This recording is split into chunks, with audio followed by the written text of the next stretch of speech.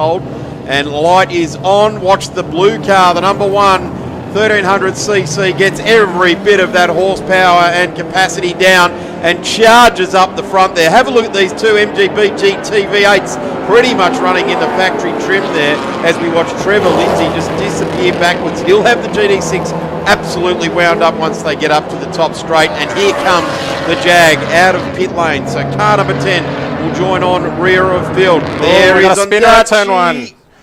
The 95 round, and St John Cox pulls up there. The Jag, that was a ripper start from the 95 there as well to get that far up. There's Keith Ondaatje in the 40 and the 22 there as well, who's been driving brilliantly here this weekend, Johnny Lingworth. And we watch for the 1300cc car number one. Yes, won last year's championship. Very proudly displaying it. Here comes Trevor Lindsay now in that Triumph GT.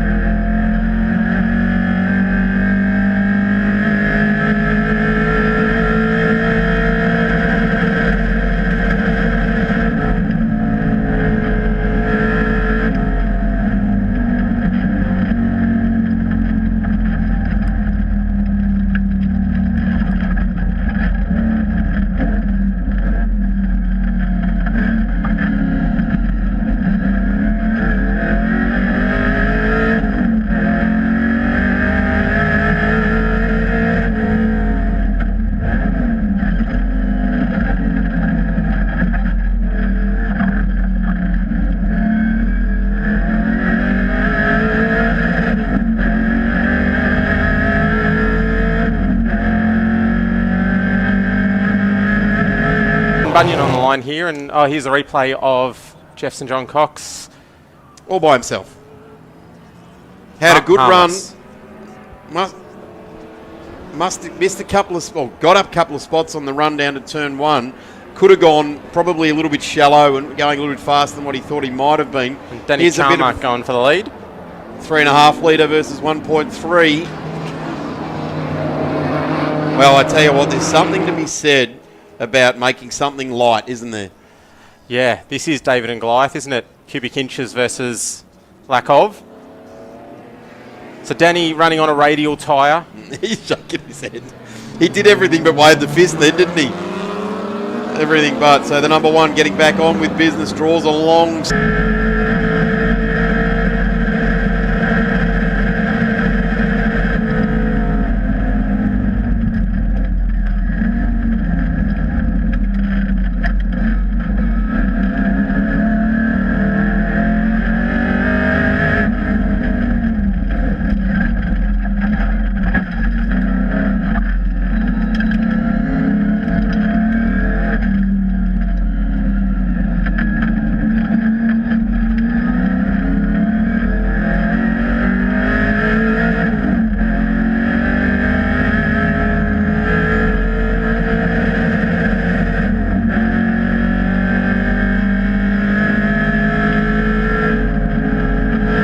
And this is the run up the hill. There's the back of Keith Ondaatje. He wants to weigh in on this front end. Certainly the 2023 series is something he put a circle around and said, I want to see the number 40 Stag running more at the front than ever before. Hasn't started off, and it's not the dream start, that's for sure, for the Stag. The dream start really has come in the form of this this Triumph out in front now for Trevor Lindsay. Yeah, so these front two are running slick tyres, which gives a little bit more consistency to the guys behind. So we'll see the shake of the head here, won't we? We will. He took evasive action. And then the glance over. It's not very subtle in an open-top car, is it? The big white helmet and the downwards look at the...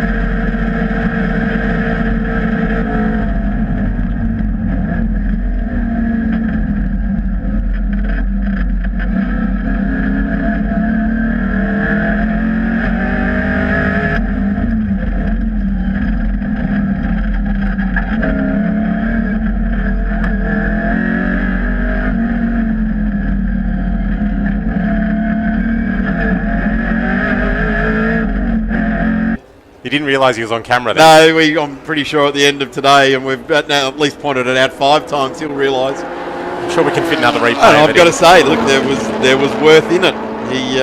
He was giving room at turn 2 and ended up falling off there as well. So he makes up the spot now, gets through on Danny Siama in the number 15, but he's not giving up either. Have a look at that, the V8, 3.5 litre, gets the power down. So it's almost carbon copy, isn't it? It is, exactly. See if he looks over. No, I think he's actually giving himself a disgust. I think he's giving himself a bit of, come on, number 1, what are you up to? I actually thought we had a replay on again there, but that wasn't it. Mike Trathen, I reckon I don't reckon he's sharing that with a fellow competitor. I reckon he's giving himself a bit of a, come on, mate. I think after making a River Stakes, there it is. You know, I reckon second to prove, he's shaking his head at himself there. I think he's like, why did I fall off there?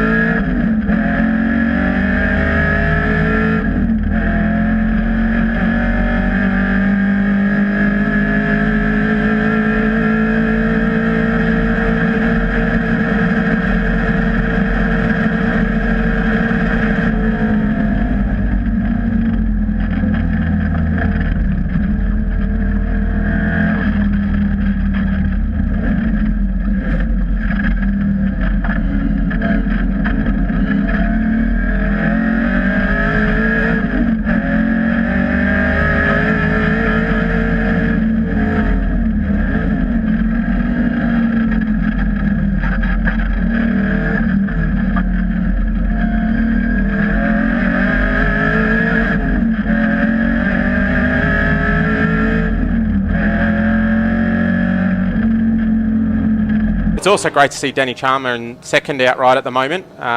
Agreed. That's a huge achievement. He's had a bit of a tough weekend. Every time he sort of threatened for a podium, he's sort of thrown it away. But here, he's going to pick up second. Great result. So good to see the podium mix up. In fact, it is a nice looking podium. One that warms your heart, I guess you could say. Lindsay, Siama, Undachi.